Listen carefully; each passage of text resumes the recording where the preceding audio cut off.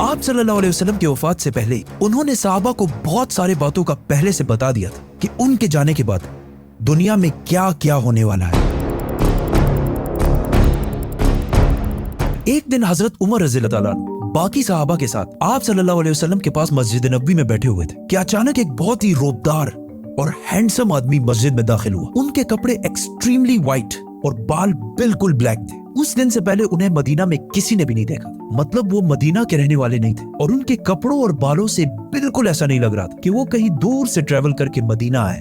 मस्जिद में बैठे सारे सहाबा इस शख्स को गौर से देख रहे थे। वो आदमी सीधा मस्जिद नबी के अंदर आया और आके रसूलुल्लाह सल्लल्लाहु अलैहि वसल्लम के बिल्कुल सामने बैठ गया और कहा, ए मोहम्मद, मुझे इस्लाम के बारे में बताएं। इस आदमी के जाने के बाद आप सल्लल्लाहु अलैहि वसल्लम ने सहाबा से पूछा कि क्या तुमने इस शख्स को पहचाना? ये जिब्रील अलैहिस्सलाम थे और तुम्हें तुम्हारा दीन सिखाने के लिए आए थे। आप सल्लल्लाहु अलैहि वसल्लम ने जिब्रील को इस्लाम के बारे में बताया कि अल्लाह के सिवा किसी को खुदा ना मानना, मोहम्मद को अल्लाह का रसूल मानना, नमाज, रोजा, ज़कात और हज अदा करना। जिस पर जिब्रील अलैहिस्सलाम ने कहा कि आपने बिल्कुल सच फरमाया। फिर जिब्रील अलैहिस्सलाम ने आप सल्लल्लाहु अलैहि वसल्लम से ईमान के बारे में पूछा। आप सल्लल्लाहु अलैहि वसल्लम ने फरमाया कि अल्लाह को मानना, उसके एंजल्स, फरिश्तों को मानना, उसकी किताबों को मानना, उसके पैगंबरों को मानना, आखिरत को मानना और तकदीर को मानना। जिस पर जिब्रील अलैहिस्सलाम ने फिर कहा कि आपने बिल्कुल सच फरमाया। जिब्रील अलैहिस्सलाम ने आप सल्लल्लाहु अलैहि वसल्लम से एहसान के बारे में भी पूछा और फिर जिब्रील अलैहिस्सलाम ने आप सल्लल्लाहु अलैहि वसल्लम से पूछा कि क़यामत, द डे ऑफ जजमेंट, कब आएगी? जिस पर आप सल्लल्लाहु अलैहि वसल्लम ने कहा कि जितना आपको पता है सिर्फ उतना ही मुझे पता है, मतलब क़यामत के दिन का अल्लाह के सिवा किसी को भी नहीं पता। जिब्रील अलैहिस्सलाम ने यह सुनने के बाद फरमाया कि मुझे उस दिन के बारे में कुछ निशानियां बताएं। अब तक इस डिस्कशन में जितनी भी बातें हुई उन सबको आप सल्लल्लाहु अलैहि वसल्लम पहले भी एक्सप्लेन कर चुके, क्योंकि ये वाकया आप सल्लल्लाहु अलैहि वसल्लम की वफात से कुछ ही अरसे पहले हुआ था, जब ऑलमोस्ट सारा कुरान नाजिल हो चुका था। लेकिन इसके बाद जो आप सल्लल्लाहु अलैहि वसल्लम ने क़यामत की निशानियां बताई वो इससे पहले किसी को भी पता नहीं थी और इन निशानियों का ताल्लुक सहाबा से ज्यादा हमसे है, क्योंकि जो निशानियां आप सल्लल्लाहु अलैहि वसल्लम ने बताई वो सहाबा ने अपनी जिंदगी में पूरे होते नहीं देखी, बल्कि वो निशानियां आज हम देख रहे हैं। Which means जिब्रील अलैहिस्सलाम सिर्फ सहाबा को नहीं बल्कि आज के मुसलमानों को भी क़यामत की बहुत इंपॉर्टेंट निशानियां सिखाना चाहते थे। आप सल्लल्लाहु अलैहि वसल्लम ने जिब्रील अलैहिस्सलाम को जवाब दिया कि जब एक लौंडी अपने मालकन को जन्म देगी, जिसको बहुत सारे स्कॉलर्स समझते हैं कि जब औलाद अपने वालिदैन को गुलाम समझेगी, और जब ये नंगे पैर गरीब शेफर्ड्स, चरवाहे एक दूसरे से लंबी बिल्डिंग्स बनाने में कंपटीशन, मुकाबला करेंगे। जिब्रील अलैहिस्सलाम ने फिर कहा कि आपने बिल्कुल सच फरमाया और उठकर वहां से चले गए। आप सल्लल्लाहु अलैहि वसल्लम ने सहाबा को भेजा कि कोई जाकर इस आदमी को ढूंढे, लेकिन उस दिन के बाद ये आदमी किसी को भी नहीं दिखा। नाउ आप सल्लल्लाहु अलैहि वसल्लम ने नंगे पैर गरीब चरवाहों का जिक्र किया, जिन्हें उस जमाने में अरब बेडुइन्स, बद्दू कहा करते थे, जो अरब के बाकी कबीलों से हमेशा दूर रहते थे और कभी भी एक जगह पर नहीं रहते, बल्कि अपने जानवरों के साथ हमेशा ट्रेवल करते रहते थे, मतलब एक खाना बदोश नॉर्मैडिक जिंदगी गुजारते थे। ये इसलिए बहुत अजीब बात थी क्योंकि बद्दू पूरे अरब में सबसे गरीब कबीलों में से होते थे। सिर्फ उस जमाने में नहीं बल्कि इस हदीस के 1000 साल बाद भी ये बेडुइन्स अरब के सबसे लोअर क्लास होते थे। इसलिए सहाबा हैरान थे कि हमारी सोसाइटी के सबसे गरीब क्लास कैसे आपस में लंबी बिल्डिंग्स बनाने में मुकाबला करेंगे। आप सल्लल्लाहु अलैहि वसल्लम के बाद खिलाफत राशिदा हर तरफ फैलने के बाद दुनिया की सबसे बड़ी सुपर पावर बन गई। सिर्फ मुसलमानों में नहीं बल्कि ये उस वक्त तक इंसानों की तारीख की सबसे बड़ी एम्पायर थी, जो अलेक्जेंडर द ग्रेट और रोमन एम्पायर के जूलियस सीजर के एम्पायर से भी बहुत बड़ी थी। इसका फायदा उठाते हुए ये बेडुइन्स पूरे दुनिया में फैल गए, लेकिन फिर भी इनकी सबसे बड़ी पॉपुलेशन इसी अरब के इलाके में रही। आहिस्ता आहिस्ता वक्त गुजरता गया और इनका कल्चर बिल्कुल भी नहीं बदला।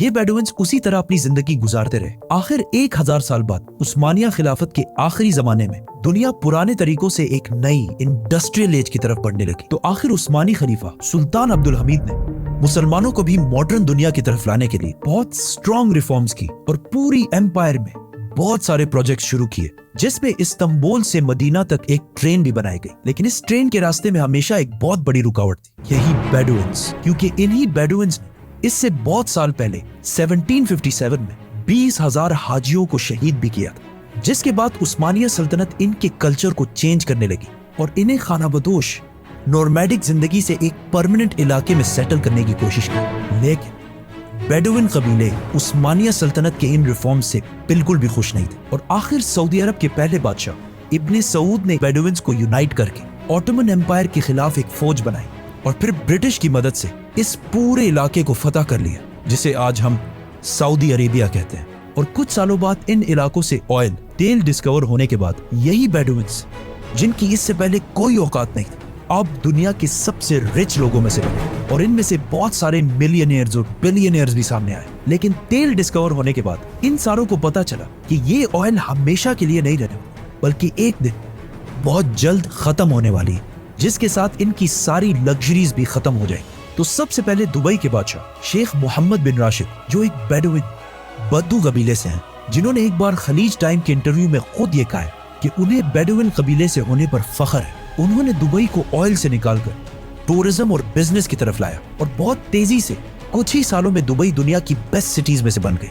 और फिर कुछ सालों बाद दुनिया की सबसे लंबी बिल्डिंग बुर्जुल खलीफा भी दुबई में बनाई गई। ये अब तक इंसानों की बनाई हुई सबसे बड़ी बिल्डिंग थी। इससे पहले एक जमाने में, आज से 4500 साल पहले, इजिप्ट में फिरौनों के बनाए हुए pyramids, specifically the pyramid of Giza, इंसानों की बनाई हुई सबसे बड़ी बिल्डिंग और दुनिया की सबसे बड़ी बिल्डिंग होने का ये टाइटल इस पिरामिड के पास 3800 साल तक रहा। मतलब फिरौन के बाद 3800 साल तक कोई भी फिरौन से लंबी बिल्डिंग नहीं बना सका। लेकिन 3800 साल बाद यूरोप के एक चर्च ने पिरामिड्स का ये रिकॉर्ड तोड़ दिया, जिसके बाद पेरिस के आईफिल टावर और 9/11 में तबाह होने वाले वर्ल्ड ट्रेड सेंटर भी दुनिया की सबसे बड़ी बिल्डिंग्स रह चुकी है। इसके बारे में फिर हम बात करेंगे, तो सब्सक्राइब। दुबई के इस अजीम कामयाबी को देखकर सऊदी ने भी इसे कॉपी करना शुरू किया और मक्का में काबा के बिल्कुल सामने दुनिया की चौथी सबसे बड़ी बिल्डिंग बनाई और कुछ ही साल बाद दुनिया की सबसे बड़ी बिल्डिंग का ऐलान करती है, किंगडम टावर या जद्दा टावर, जो दुबई के बुर्ज खलीफा से भी बड़ी होगी और इस तरह सऊदी यूएई से आगे निकल जाएगा। इस सारे प्रोजेक्ट को हेड करने वाले का नाम अल वलीद बिन तलाल है, जो कुछ साल पहले दुनिया के सबसे अमीर अरब, जिनके कबीले का ताल्लुक अगेन एक बेडुइन कबीले से, जिसके बाद दुबई ने सऊदी से दोबारा आगे निकलने के लिए दुबई में एक नई दुनिया की सबसे बड़ी बिल्डिंग बनाने का ऐलान किया, जो इन दोनों बुर्ज खलीफा और जद्दा टावर से भी बड़ी होगी।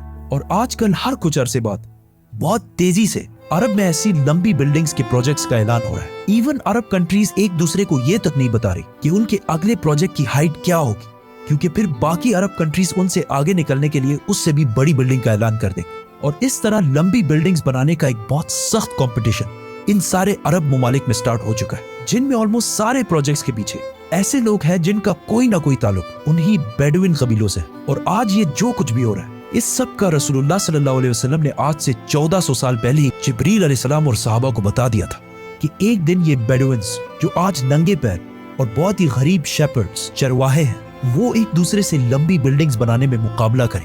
और ये कयामत की इतनी इंपॉर्टेंट निशानी है कि जिब्रील अलैहिस्सलाम खुद मुसलमानों को ये सिखाने आए थे। और आज रसूलुल्लाह सल्लल्लाहु अलैहि वसल्लम की बताई हुई इस निशानी को हम अपने आंखों के सामने पूरा होते देख रहे हैं। सब्सक्राइब।